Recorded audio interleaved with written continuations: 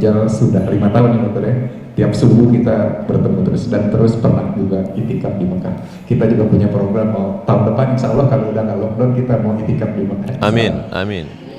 Ustaz, nama saya Harsi, ikutan dengan Buya Hamka. Jadi kalau Haji Abdul Karim Abdullah, saya dari SD sudah pengen punya nama seperti Buya Hamka. Jadi saya selalu pakai Harsi. Travel saya juga Harsi Haji Ari Sutoyo Ustaz. Kalau busuk yang lainnya. Jadi pertanyaan Ustaz, ini sekarang kan fenomena banyak bahasa hijrah. Saya mohon pencerahan dari Ustaz Somad antara bahasa hijrah dengan Patul Mekah, supaya kita ada pencerahan. Sedang itu aja Ustaz dari saya. Terima kasih. Assalamualaikum warahmatullahi wabarakatuh. Waalaikumsalam warahmatullahi wabarakatuh. Terima kasih Pak. Orang Makkah wajib hijrah ke Madinah karena Makkah itu Darul Harbi, daerah perang, sedangkan Madinah itu Darus Salam, daerah salam, daerah selamat, daerah damai. Orang Makkah wajib hijrah ke Madinah. Setelah pembebasan kota Makkah tahun ke-8, Nabi pindah ke kota Madinah tahun 1 perang, tahun 2, tahun 3, tahun 4, tahun 5, tahun 6, tahun 7, tahun 8 Nabi datang ke kota Makkah membawa 10.000 pasukan yang dipimpin panglima perang namanya Sa'ad bin Ubadah. Nabi lengkap dengan baju besinya, dengan tombaknya, dengan panahnya, pasukan berkudanya masuk ke kota Makkah, tapi tidak ada satupun orang yang dibunuh.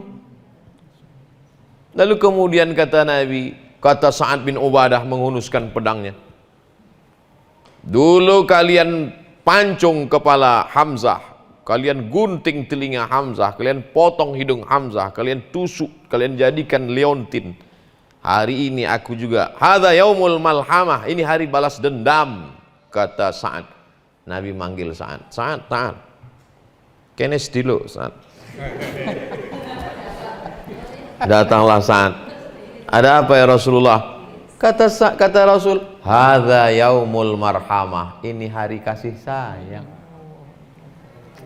Tidak ada satupun penduduk Makkah yang dipotong telinga. Maka kata Nabi waktu itu, la hijrata ba'dal fath. Setelah kota Makkah ditaklukkan, dibebaskan tahun 8, tidak ada lagi hijrah. Lalu yang sekarang artis hijrah, komunitas hijrah, itu bukan hijrah dari Makkah ke Madinah, tapi yang dimaksud al-muhajir man hajara manahallahu anhu, meninggalkan yang dilarang Allah. Dia hijrah. Alhamdulillah Pak Ustadz, saya sudah hijrah. Hijrah dari mana? Hijrah dari Bondowoso ke Jakarta. Itu hijrah tempat. Alhamdulillah Pak Ustadz, saya sekarang sudah hijrah. Hijrah mana? Dari bank konvensional ke bank syariah. Itu berarti masih di Jakarta, tapi hijrahnya dari yang dilarang. Itu mas.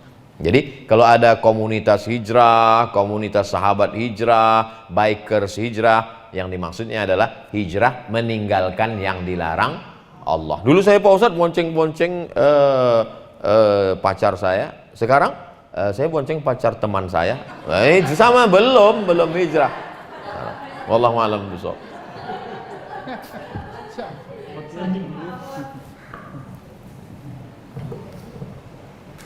Bismillahirrahmanirrahim. Assalamualaikum warahmatullahi wabarakatuh. Waalaikumsalam. Hadratul Mukarram Ustaz Abdul Somad LCMM MA, Hadrat Al-Muhtaramat, para ibu-ibu sekalian, dan para ulama habaib yang ada di sini, mudah-mudahan dirahmati Allah. Langsung pertanyaan Ustaz. Ya.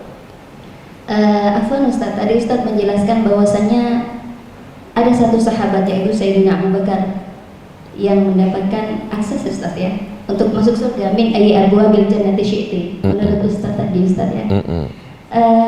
Kalau tidak salah, mohon diluruskan Ustaz, ada satu lagi yang diberikan fasilitas itu oleh Allah Subhanahu wa taala, yaitu idza shallatil mar'atu khamsaha wa shamat syahraha wa hafizat farjaha wa ata'at zawjaha. Kata Allah, udkhuli min ayyi abwabil jannati syi'ti. Masuklah para wanita-wanita yang sholat 5 waktunya bagus, puasa Ramadannya bagus, kemudian menjaga farjinya, kemudian dia taat pada suaminya. Nah, wanita ini pun termasuk golongan yang mendapat akses min ayyi abwabil jannati syi'ti udkhuli. Mohon diluruskan Ustaz. Tadi Ustaz hanya bilang sahabat Abu Bakar. Terima kasih Ustaz. Jazakallah. Assalamualaikum warahmatullahi wabarakatuh. Waalaikumsalam warahmatullahi. Yang saya sebut tadi nama. Nama itu tertentu, nominal. Sedangkan yang ibu sebut sifat. Idza salat, kalau dia salat, somat saumaha, somat pakai ta, puasa. Lalu kemudian menjaga kemaluannya, maka kata Nabi SAW, udkhuli, masuklah engkau. Kalau laki-laki udkhul, udkhuli, masuklah engkau ke dalam surga, min haitsu syi'ti, dari yang mana saja yang kau kehendaki. Salatnya jaga, puasanya jaga, lalu kemudian kemaluan, maaf, jaga, disuruh Allah Subhanahu wa taala, sifat. Sedangkan yang Abu Bakar tadi adalah orang, personal. Dijamin kalau mau kalian masuklah dari pintu mana saja seperti Abu Bakar Siddiq. Apakah kalau perempuan mengikut Abu Bakar dia dapat masuk ke mana saja? Iya, kalau dia ikut Abu Bakar. Abu Bakar itu ada tak sifat yang tadi itu? Iya.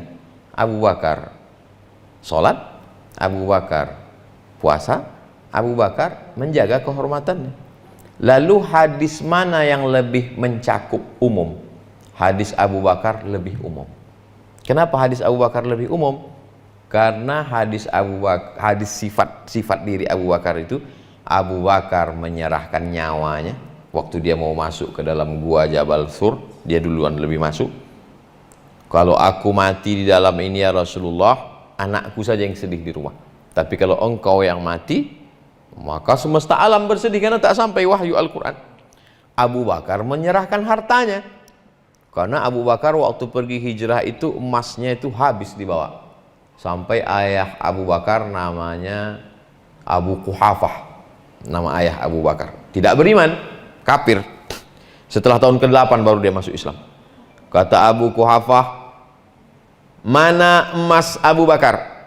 Datanglah Asma. Asma ini anak Abu Bakar. Memasukkan batu ke dalam sufrah, ke dalam kain. Diambilnya kain, dimasukkannya batu ke dalam. Lalu baru dikasihnya ke mbahnya. Mbah, ini batunya. Abu Quhafah itu buta, dipegangnya. Oh, masih ada. Padahal emasnya sudah habis semua dibawa hijrah. Itu dalam Abu Bakar. Tak ada di dalam hadis perempuan tadi. Perempuan tadi hanya disebut sholat, puasa, menjaga kemaluan. Nah, taat kepada suami. Innama huwa jannatuki wa naruki ata'at. Innama huwa, suamimu itu, jannatuki, surgamu, wa naruki, nerakamu. Jadi kaedah kalau menyampaikan sesuatu, kalau disampaikan yang umum, maka yang khusus masuk. Tapi kalau disampaikan yang khusus, yang umum tak masuk. Kalau disampaikan 100 sahabat, sahabat-sahabat yang lain masuk. Karena 100 tadi bukan angka nominal kan? Semua perempuan, saya paham. Kalau saya sebut Abu Bakar, seolah-olah kami yang perempuan nih. Perempuan nih bagaimana Pak Ustadz? Kalau disebut laki-laki, perempuan sudah masuk. Tapi kalau disebut perempuan, laki-laki belum tentu masuk. Contohnya, ya ayyuhalladzina amanu kutiba alaikum. Kum itu laki-laki apa perempuan? Laki-laki. Karena kalau perempuan, alaikunna. Nanti perempuan kalau dia berpatokan bahasa Arab, dia nggak mau puasa. Ibu kok nggak puasa? Oh, ayatnya untuk laki-laki kok. Makanya ada ustadz yang ceramah, assalamualaikum wa alaikunna, gitu ya. Ada ustadz gitu kan? Nah, padahal sebetulnya kalau sudah disebutkan laki-laki, perempuan pasti masuk. Tapi kalau disebutkan perempuan, laki-laki belum tentu masuk. Kata kaedah bahasa Arab. Ibu menyampaikan itu untuk mengingatkan saya, karena penjelasan saya tak menyebutkan perempuan secara eksplisit. Nah, itulah gunanya tawasau bil haq wa tawasau. Akan datang kalau saya menyampaikan, saya sebutkan ini laki-laki, yang perempuan ini juga. Wallahu a'lam. Jazakumullah khairan. Barakallah.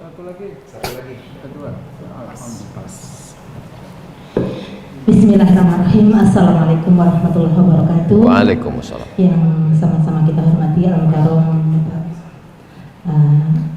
Ustaz Abdul Somad MMRCMA, yang kami hormati juga Ketua 100 Sahabat, para habaib, penasehat kita, Bapak Marsikal Sugiarto, juga Ketua Panitia, dan semuanya yang ada di sini yang tidak kami sebutkan satu persatu namanya, namun tidak mengurangi rasa hormat kami. Yang ingin saya tanyakan Ustaz mengenai virus corona, karena di sini banyak mujahidah yang tentu punya pemikiran lain.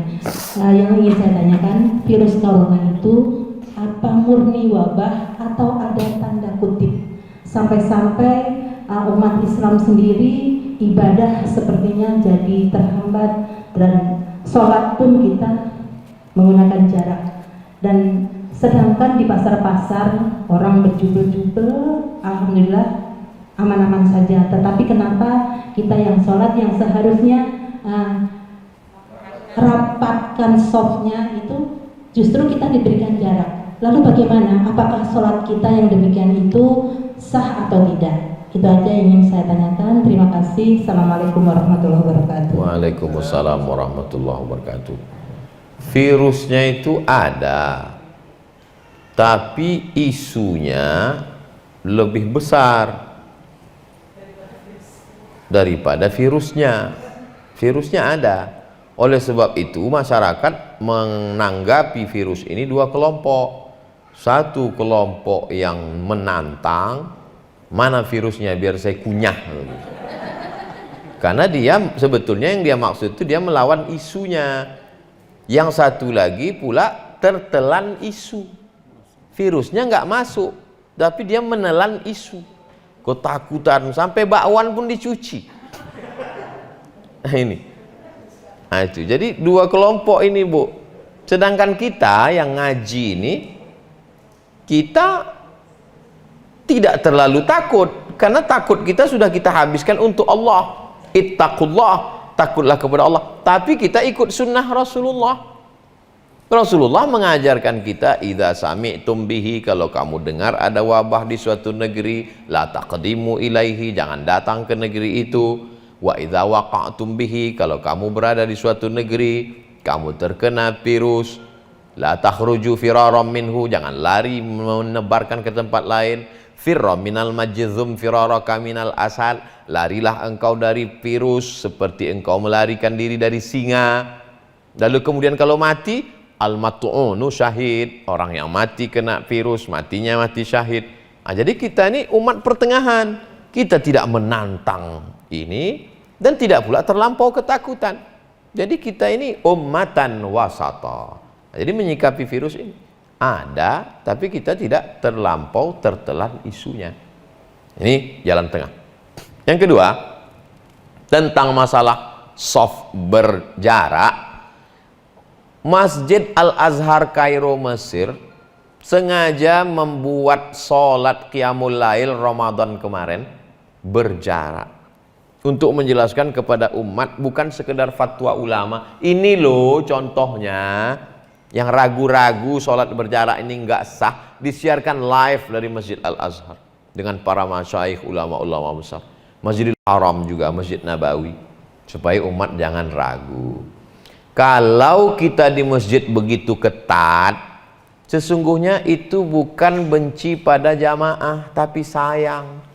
Kenapa? Kalau orang kenanya di pasar, nanti orang mengatakan salah pasar. Tapi kalau kena di masjid, salah masjid, salah ustadz, salah khotib, salah imam, salah masjid, salah Allah. Jadi sesungguhnya saya ketua masjid, maka saya buat baliho besar, masuk ke masjid, protokol kesehatan, di depan sediakan cuci tangan, hand sanitizer, berjarak. Kena juga, ajal sudah sampai. Nah, ini jalan tengah ibu. Nah, itu saya tetap pakai ini, tidak miring ke kanan, tidak miring ke kiri. Hindari eka dan eki, ekstrim kanan dan ekstrim kiri. Telanlah es krim, jangan ekstrim. Wallahu a'lam. Oke,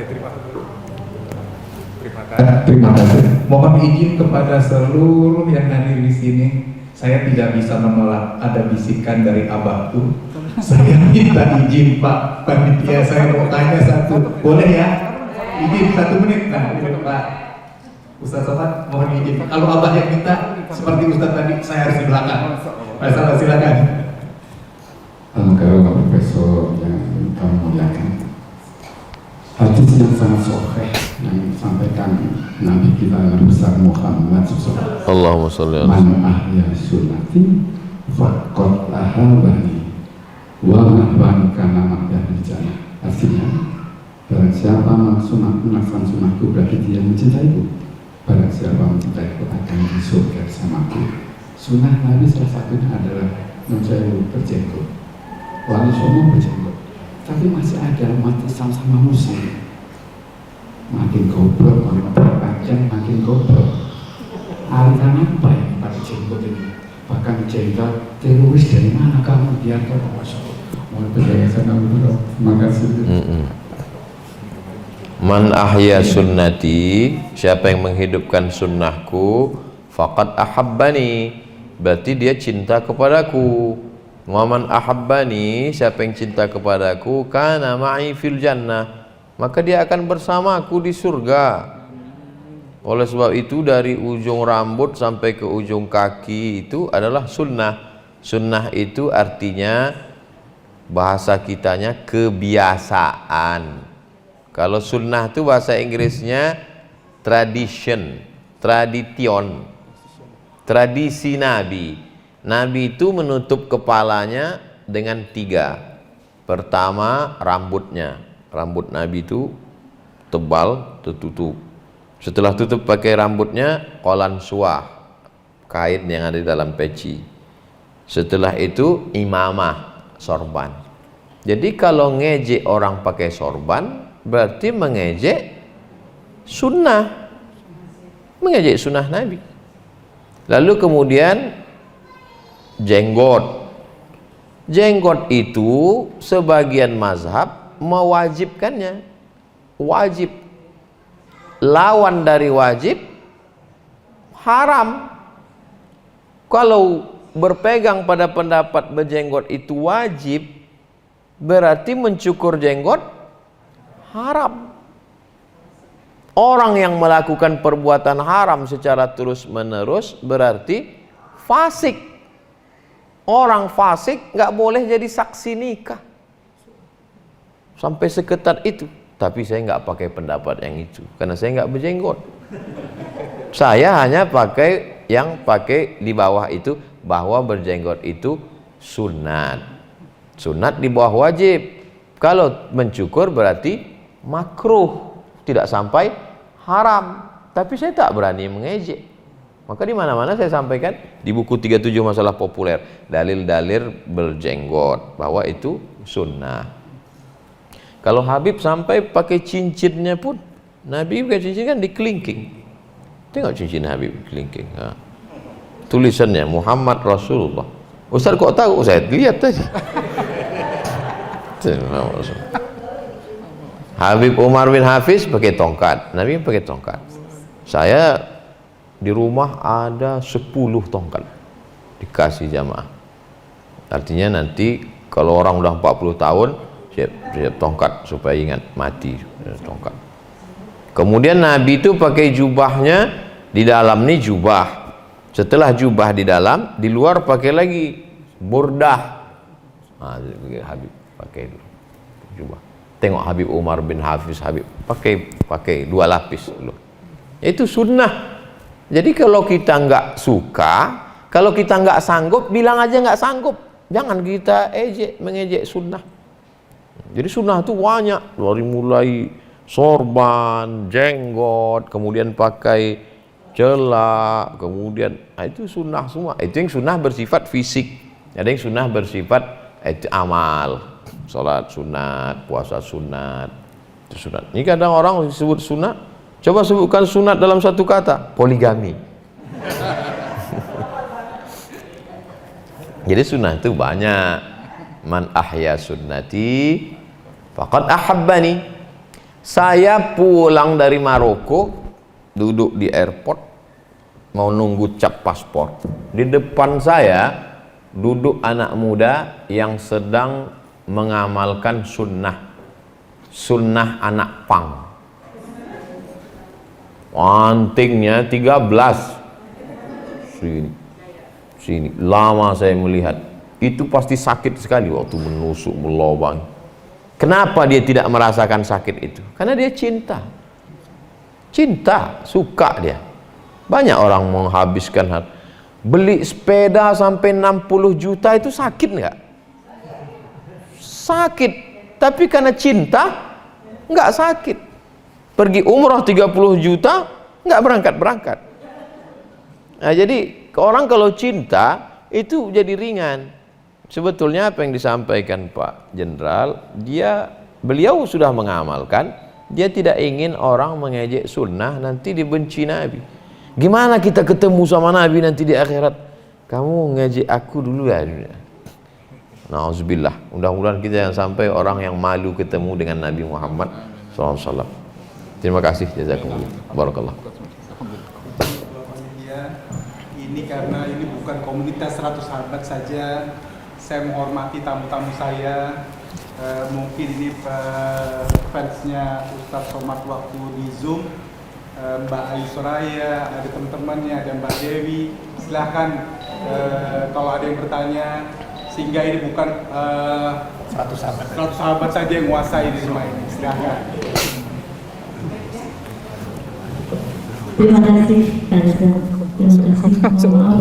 terima kasih banyak. Saya sudah cukup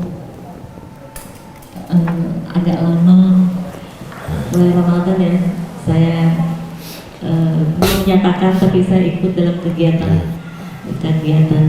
dari 100 sahabat ini. Assalamualaikum Pak Ustaz. Waalaikumsalam. Waktu di virtual saya juga bertanya sama Ustaz. Ya. Saya ngefans sekali sama Ustaz. Barakallah. Saya mau bertanya, mungkin masih mewakili ibu ya Bu ya. Jadi begini pertanyaannya, jika suami istri misalkan suaminya itu meninggal duluan Ustaz, lalu apakah kalau nanti di surga kita bisa ketemu lagi? Saya pernah dengar juga kalau istrinya itu menikah lagi, dia tidak bertemu dengan suaminya yang pertama gitu Ustaz. Karena tadi Ustaz bilang nanti di surga kita ketemu dengan keluarga kita, anak cucu kita. Apakah misalkan suami meninggal duluan, istrinya menikah lagi, atau bisa ketemu dengan suami yang pertama? Atau kalau memang tidak bertemu, sebaiknya nggak nikah lagi Ustaz. Terima kasih. Maaf Ibu, pertanyaannya agak ini ya. Kalau seorang istri, suami istri, jika ibu tadi menggunakan kata jika suaminya meninggal duluan, sebetulnya fakta survei sekarang bukan jika, memang laki-laki lebih banyak mati duluan. Ada profesor dokter Suhaimi namanya, kata dia perempuan itu lebih kuat secara gen daripada laki-laki, termasuk angka kematian. Makanya di dunia ini lebih banyak laki-laki apa perempuan? Perempuan. Oleh sebab itu perempuan lebih bertahan. Makanya banyak perempuan yang sampai tua sekali. Laki-laki asal batuk sedikit mati. Nah, jadi kalau pertanyaan ibu tadi sudah dibahas Imam Abu Hamid Al-Ghazali dalam kitab Ihya Ulumuddin dalam bab akhlak. Imam Abu Hamid Al-Ghazali meninggalnya 1111, mudah ingat tahun meninggalnya, 1111. Sekarang sudah 2020. 20. Berarti pertanyaan ibu sudah dijawab 1000 tahun yang lalu. Di situ dikatakan Imam Al-Ghazali, kalau ada seorang meninggal, suaminya meninggal, habis itu dia nikah lagi.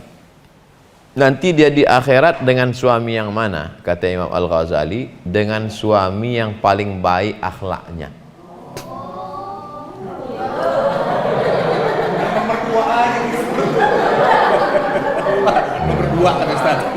Mana yang paling baik akhlaknya di antara yang Adama itulah dia nanti di akhirat.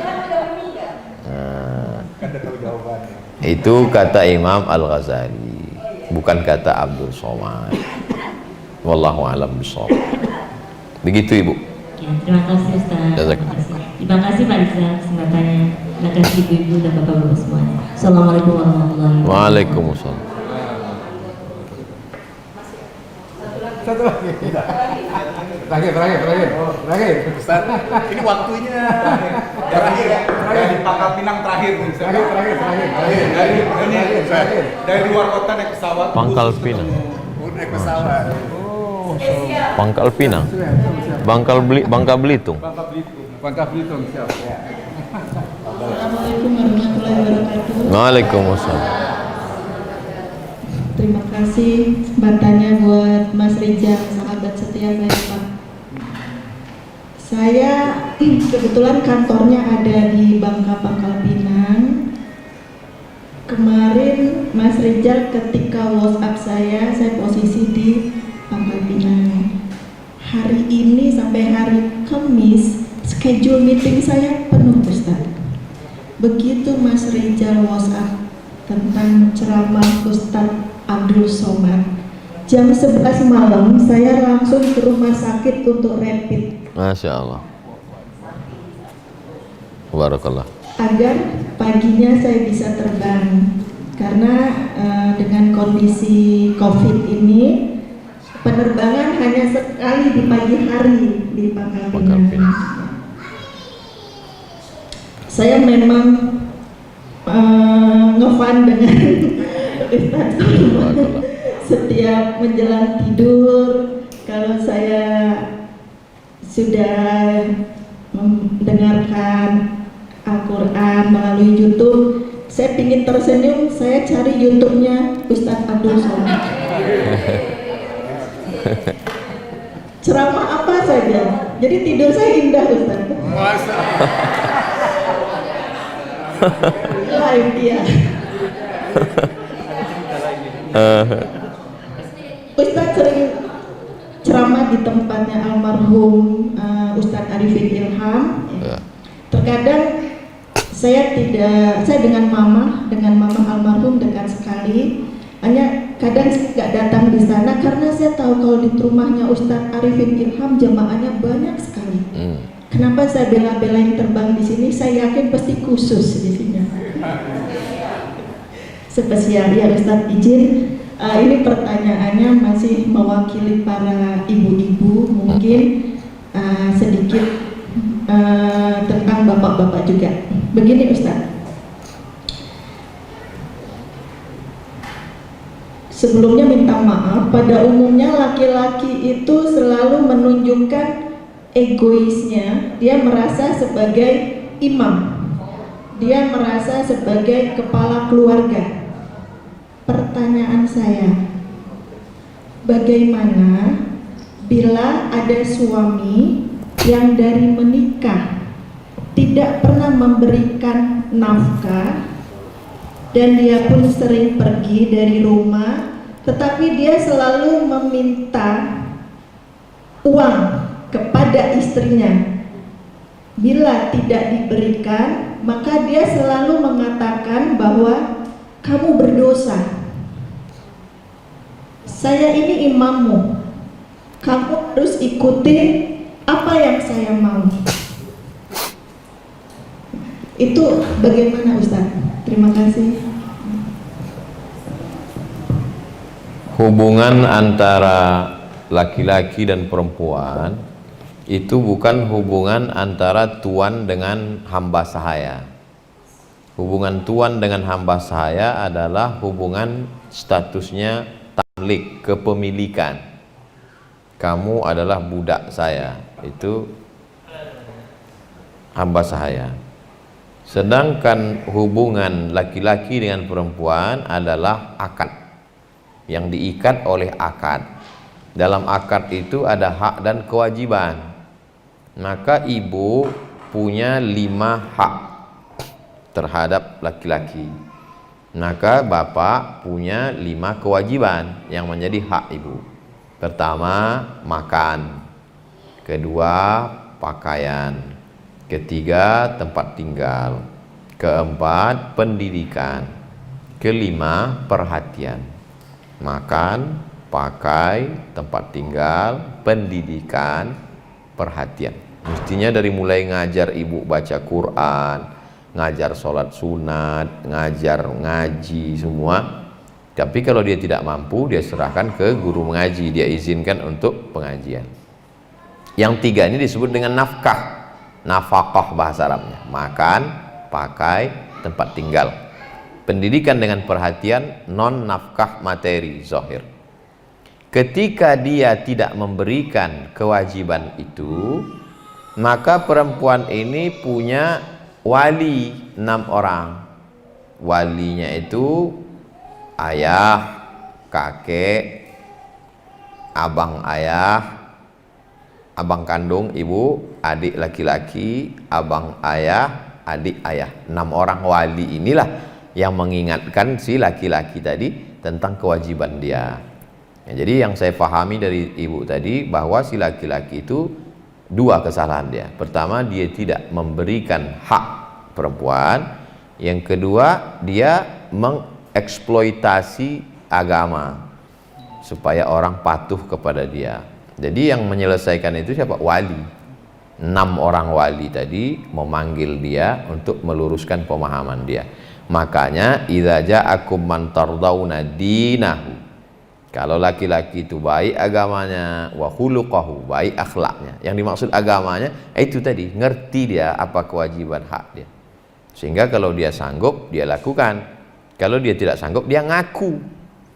Kalau dia ngerti agama, dia akan ngaku, aku belum punya kerja tetap, aku kena PHK, aku tidak mampu. Maka ibu perempuan yang punya kerja, wanita karir, boleh memberi zakat ke suaminya. Buka kitab Al-Fiqhul Islami wa Adillatuh.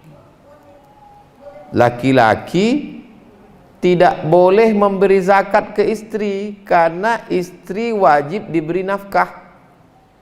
Tapi perempuan boleh memberi zakatnya. Karena abang kena PHK, masuk dalam fakir miskin, nah ini ku kasih zakat. Sampai segitunya.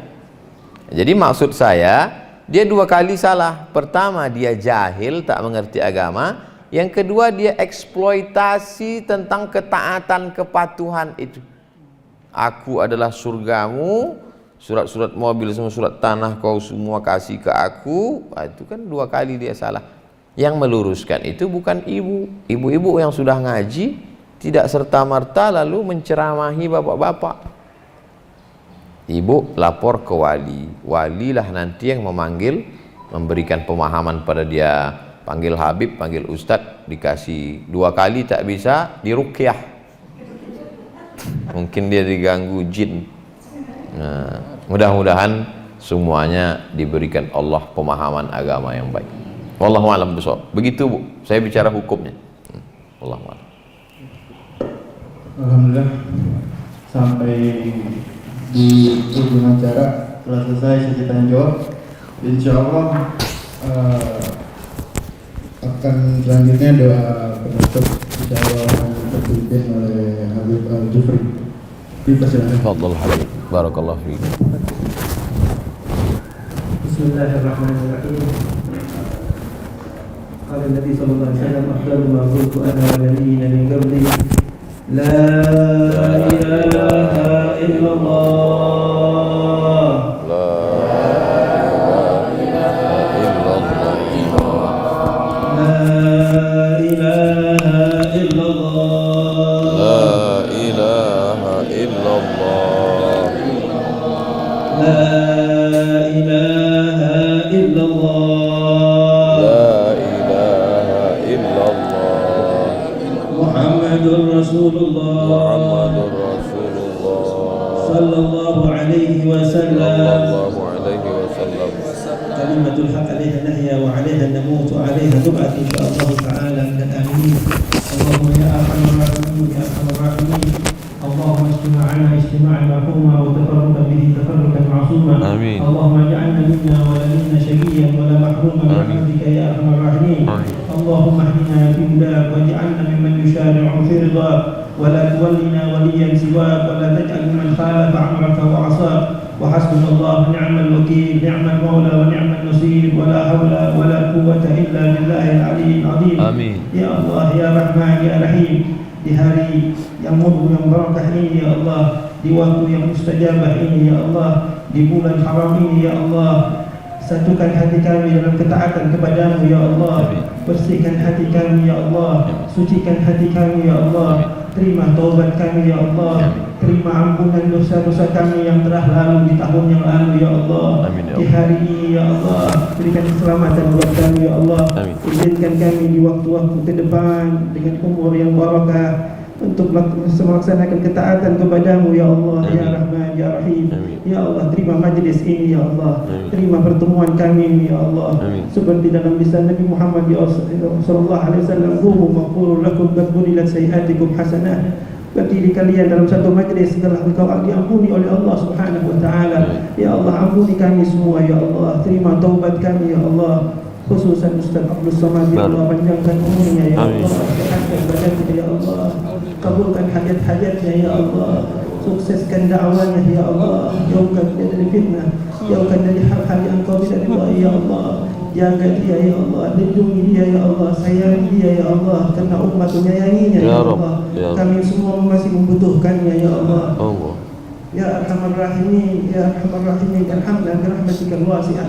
Ya Allah, engkau tidak mungkin menolak permohonan hamba-Mu ya Allah. Terima permohonan kami semua ya Allah. Ya Allah, 100 sahabat ini ya Allah, dunia dan akhirat, satukan hati kami dalam taat kepadamu ya Allah, dalam istiqamah taat kepadamu ya Allah. Ya Allah ya Rahman ya Rahim, dalam majlis ini ya Allah, kami memohon lindungi negeri ini ya Allah. Jaga negeri kami ya Allah. Pertahankan kesatuan NKRI ini ya Allah, dengan kebaikan kemuliaan sebagai pejuang-pejuang kemerdekaan kami ya Allah. Jaga negeri ini ya Allah, berikan kebaikan kepada orang-orang yang melaksanakan kebaikan dalam negeri ini ya Allah.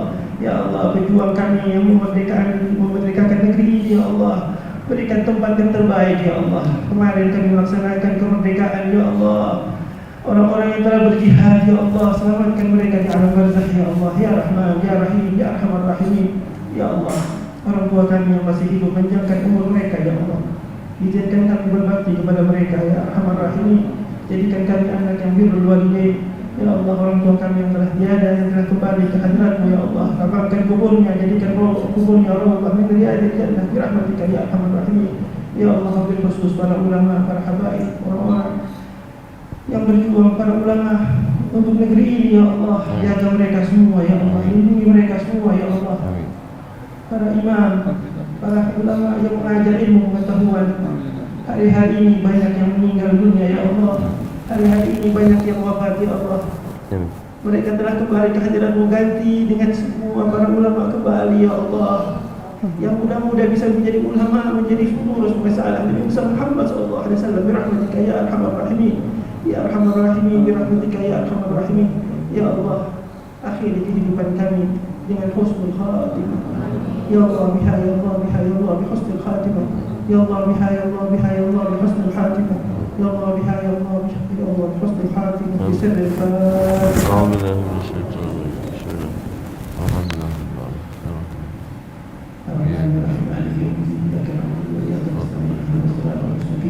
صراط الذين أنعمت عليهم غير المغضوب عليهم ولا الضالين. اللهم تقبل منا إنك أنت السميع العليم وتب علينا يا مولانا إنك أنت التواب الرحيم واغفر لنا برحمتك يا أرحم الراحمين يا أرحم الراحمين يا مجيب السائلين وبالخصوص صاحب البيت Pak Riza dan semuanya. Ya Allah, berikan panjang umur, sehat walafiat, kabulkan hajatnya ya Allah, berkahi rumahnya dan tunanya ya Allah. Apa yang dihajatkan dalam rumah ini ya Allah, berikan ya Allah ya Rahman ya Rahim. يا أرحم الراحمين يا أرحم الراحمين. وصلى الله على سيدنا محمد كمال الوجود في هذا اليوم وفي كل يوم وفي يوم الموعود سحرا وجهرا في الدنيا والأخرى وعلى آله وصحبه وسلم. دعواهم فيها سبحانه وتحية وفيها سلام وآخر دعواهم أن الحمد لله